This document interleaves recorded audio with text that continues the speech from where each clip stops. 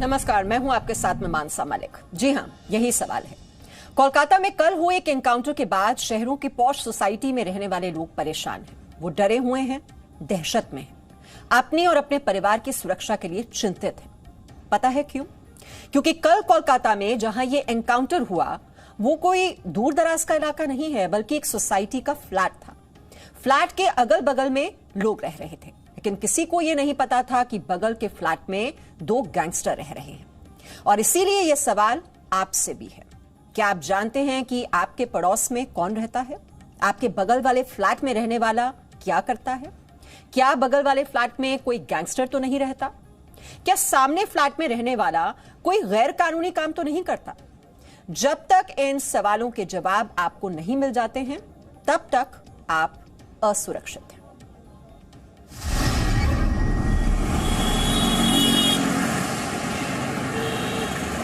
चौड़ी सड़कें, ऊंची इमारतें, ऊपर घर और नीचे पार्किंग। ऐसी बहुमंजिला इमारतों में कई कई फ्लैट होते हैं। पिछले 10 से 15 सालों में भारत के शहरों में मिडिल क्लास का ये नया बसेरा है, जहां आपकी जरूरत की हर चीज मिल जाती है। लेकिन ऐसे फ्लैट्स में रहने वाले लोगों को ये पता नहीं होता कि बगल वाले फ्लैट में कौन रहता है, क्या करता है, कब जाता है, कब आता है।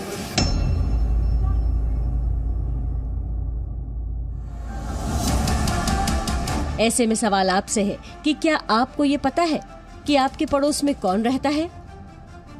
क्या आपने कभी ये जानने की कोशिश की है कि आपके बगल वाले फ्लैट में रहने वाले लोग क्या करते हैं? नहीं, आपने ये जानने की कोशिश नहीं की होगी। आपका ऐसे ही अनजान बने रहना अब आपकी सुरक्षा के लिए खतरा बन गया है। ऐसा हम क्यों कह रहे हैं, इसे समझने के लिए आपको 24 घंटे पुरानी एक तस्वीर दिखाते हैं।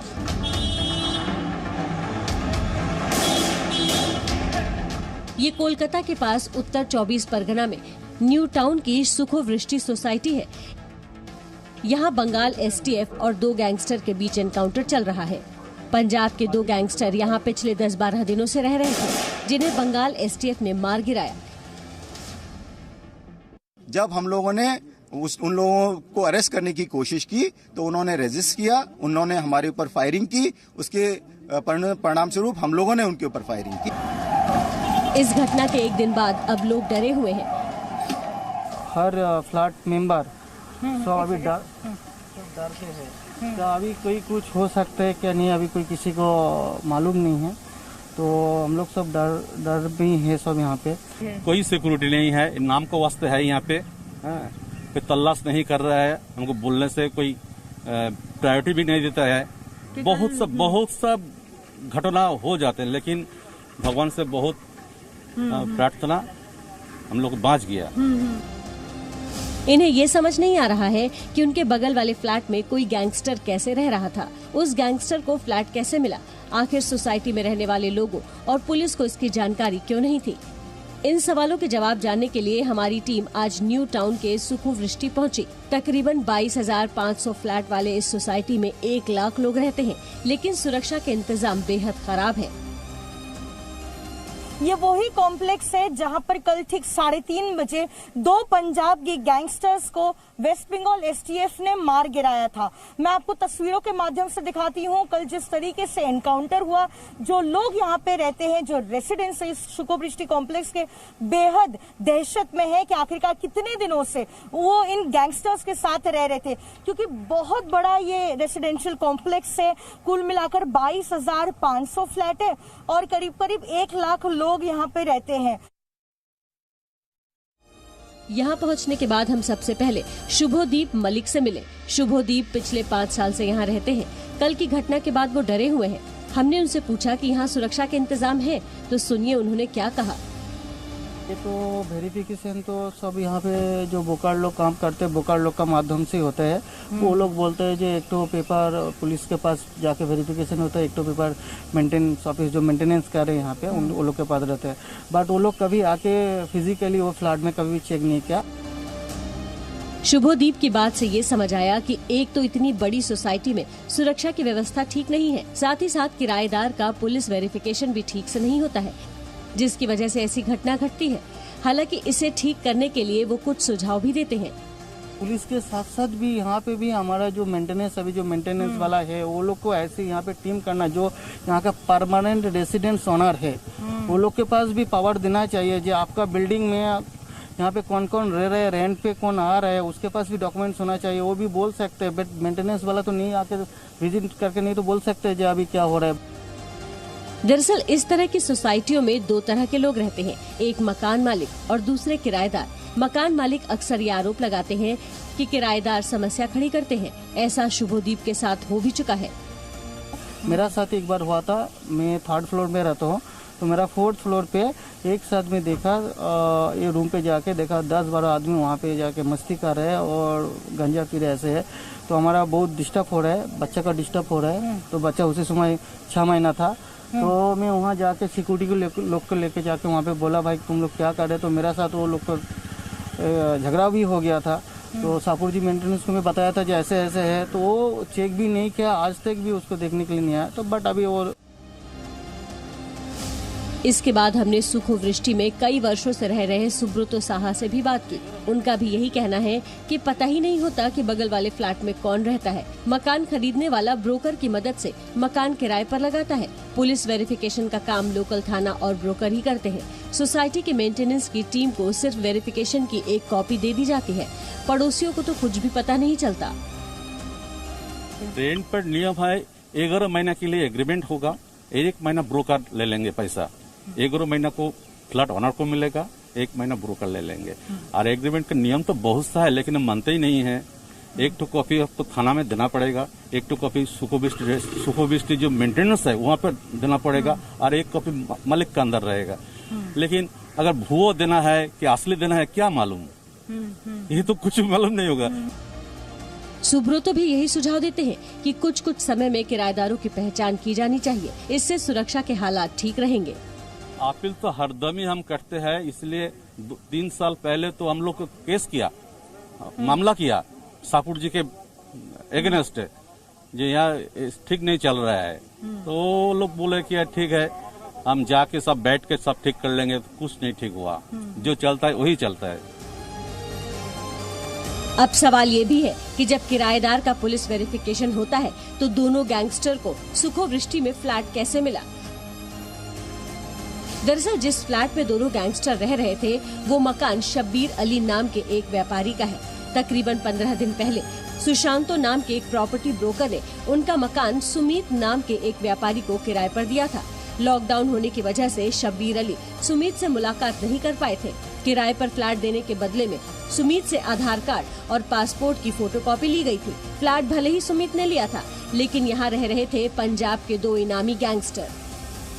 पिछले कुछ समय से इस तरीके की सोसाइटियों में हत्या, फायरिंग, एनकाउंटर जैसे मामले और भी ज्यादा बढ़ रहे हैं। ये इसलिए है क्योंकि लोग जो आस पड़ोस में रहते हैं उनको ये जानकारी नहीं होती कि उनके बगल वाले।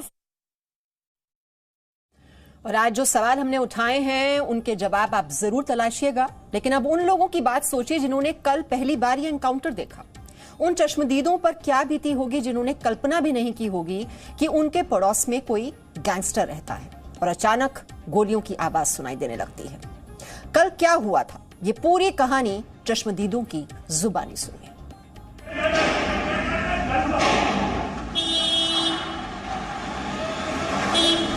न्यू टाउन के सुखोवृष्टि सोसाइटी में गोलियों की ऐसी आवाज यहाँ के लोगों ने पहले कभी नहीं सुनी थी। इस तरह से बंदूकों से लैस होकर एक फ्लैट को घेरे हुए पुलिस वालों को यहाँ के लोगों ने पहले कभी नहीं देखा था। सुखोवृष्टि में रहने वाली 1 लाख की आबादी के लिए ये तस्वीर डराने और हैरान करने वाली थी। इतना ज्यादा फाइटिंग होने लगा कि सब लोग डर गए, तो वहीं पर रूम बंद करके हम लोग बैठे। बहुत आवाज है, बाहर से गोला-गोली का आवाज आया, बहुत आवाज आया। इस सोसाइटी के लोगों के लिए सुबह आम दिन की तरह थी, लेकिन दिन के तकरीबन 12:30 बजे यहाँ सब कुछ बदलने लगा। पंजाब पुलिस ने एक स्पेसिफिक इनपुट शेयर किया था पश्चिम बंगाल एसटीएफ के साथ और कहा था पंजाब के ये जो 2 गैंगस्टर है जयपाल भुल्लर और जसप्रीत सिंह खुरर, वो दोनों इस न्यू टाउन के शुकुबृष्टि अपार्टमेंट के B153 टावर के 2nd फ्लोर में रहता है। अभी कई दिनों से रह रहे हैं 201 नंबर फ्लैट पर। उसके बाद ही जैसे ही खबर मिलती है वेस्ट बंगाल एसटीएफ ने एक और टीम तैयार की, स्टेट स्ट्राइकिंग फोर्स की, और इस पूरे टावर को चारों ओर से घेर लिया और यहां पर ऑपरेशन कर इस एनकाउंटर में मार गिराया गया। जब ये दोनों टीम्स यहां पर मौजूद थी, स्टेट स्ट्राइकिंग फोर्स और पश्चिम बंगाल की एसटीएफ भी यहां पर मौजूद थी। तकरीबन 3:30 पर एनकाउंटर शुरू हुआ। जिस समय ये एनकाउंटर चल रहा था, Habibul Rahman work from home कर रहे थे। गोलियों की आवाज सुनकर वो डर गए। बहुत आवाज आया, बाहर से गोला-गोली का आवाज आया, बहुत आवाज आया। तो मेरा वर्क फ्रॉम होम चला है, तो मैं घर से काम कर रहा था, तो अचानक देखा बहुत आवाज। तो मैं विंडो ओपन करके जब देखा, जस्ट अपोजिट, मेरे घर का जस्ट अपोजिट साइड देखे बहुत police and lots of cars are coming and going, police officers are coming. So then I saw, तो नीचे सिक्योरिटी थे हम लोग के नीचे, बिल्डिंग के नीचे। तो मैं जाके पूछा कि क्या हुआ भाई, तो उन लोग को भी पता नहीं चला। मतलब 10-15 मिनट बाद तो देखे कि बहुत सारा पुलिस अंदर, हंड्रेड्स ऑफ पुलिस ऑफिसर्स, तो ये सब आया। तो उसके बाद पता चला कि कुछ शूट आउट हुआ है। तो जो आवाज़ मुझे कुछ सुनने को मिला था, that was actually the sounds of shoot out. मैं खुद ही डर गया था क्या हुआ इधर, क्योंकि ऐसा एक्सपीरियंस कभी नहीं हुआ इधर में। हबीब ने ये भी कहा कि उनके लिए भरोसा करना मुश्किल था कि उनके घर के पास ऐसा कुछ हो रहा है। उनके बच्चे भी डर गए थे। 2014 से इधर रह रहा हूँ, अराउंड 7 ईयर्स हो चुका है। तो ऐसा एक्सपीरियंस कभी नहीं हुआ है। छोटा मोटा सिक्योरिटी कंसर्न्स इधर हुआ था पहले, बट ऐसा बड़ा ऐसा कुछ पहले हम लोगों को नहीं मिला। क्या बच्चे हैं आपके घर पे? मेरा 2 बच्चे हैं। मेरा 2 बच्चे, एक 6 ईयर्स का है और एक 2 ईयर्स का है। तो वो लोग भी उस समय एकदम डर गए थे जब गन शॉट्स की आवाज आ रही थी? बहुत डर गया था। सुकोवृष्टि में रहने वाले विजय कुमार सिंह ने पहली बार कोई एनकाउंटर देखा था। वो कहते हैं कि अचानक इतने पुलिस वालों को देखकर समझ नहीं आया कि ये हो क्या रहा है। पहला गोली का आवाज आया तो हम लोग को लगा शायद कोई टायर फटा या कुछ इस तरह का। तो जस्ट हम लोग बालकोनी में आए, देखे तो यहाँ पे काफी सारे फोर्स जमा थे जो गन लिए हुए थे। तो ये देख के हम लोग ने उनसे पूछा क्या हो रहा है, तो उन लोगों ने इशारा किया कि अंदर जाइए। तो लोग जब अंदर गए, खिड़की से देख रहे थे? तो नहीं, वो अंदर गए। अंदर जब जाके जब नीचे से देख रहे हैं तो काफी यहाँ पूरा भरे हुए हैं, सारे पिलर्स के पीछे स्टाफ खड़े हुए हैं, गन्स लिए हुए, कुछ लेडीज भी हैं अंडर कवर में। तो हम लोग को समझ में नहीं आया। फिर हम लोगों ने वहां से फिर उनसे पूछा, फिर उन्होंने इशारा किया जाने का। तब तक 2-3 राउंड फायर हो चुका है। 3:30 बजे शुरू हुआ ये एनकाउंटर तकरीबन 4 बजे खत्म हो गया। एनकाउंटर में पंजाब के 2 गैंगस्टर मारे गए, लेकिन सवाल उठा कि इन दोनों गैंगस्टर तक पुलिस पहुंची कैसे। इस फ्लैट को जिस ब्रोकर ने भाड़े पर लगाया था, पुलिस उसी को लेकर ठीक यहाँ पहुंचती है। उसी गैंगस्टर जिस फ्लैट में रह रहे थे, करीब 3:30 बजे का समय था, और झांक कर जब वो गैंगस्टर देखते हैं कि वो ब्रोकर आया है, तब उसे देखने के साथ ही साथ दरवाजा खुलता है। लेकिन दरवाजे खुलते ही वो देखते हैं कि कुछ और पुलिस ऑफिसर वहां मौजूद है। दरवाजे को फिर एक बार बंद करने की जब कोशिश की गई, तब एसटीएफ के अफसर अंदर दाखिल होते हैं। तभी एक गैंगस्टर जो है वो गोली चलाता है एसटीएफ के अफसरों पर, जिसमें एक इंस्पेक्टर को गंभीर रूप से चोटें आई है। उसके बाद ही दोनों तरफ से गन फाइट शुरू हो जाती है और एनकाउंटर में ये दोनों गैंगस्टर को मार गिराया जाता है। इस पूरी घटना के बाद जो एसटीएफ का इंस्पेक्टर घायल हुआ था, उसे फिलहाल अस्पताल में भर्ती कराया गया है, जहां पर उसकी ट्रीटमेंट अभी भी चल रही है। न्यू टाउन से कैमरा पर्सन फेलिक्स शौकीनाथ के साथ पूजा मेहता, जी मीडिया। उस घटना के बाद बड़ा सबक हम सबके लिए, हमारे आसपास कौन रहता है, क्या करता है, हमें पता होना चाहिए। एक छोटे से ब्रेक के लिए रुक रहे हैं, लौटते हैं।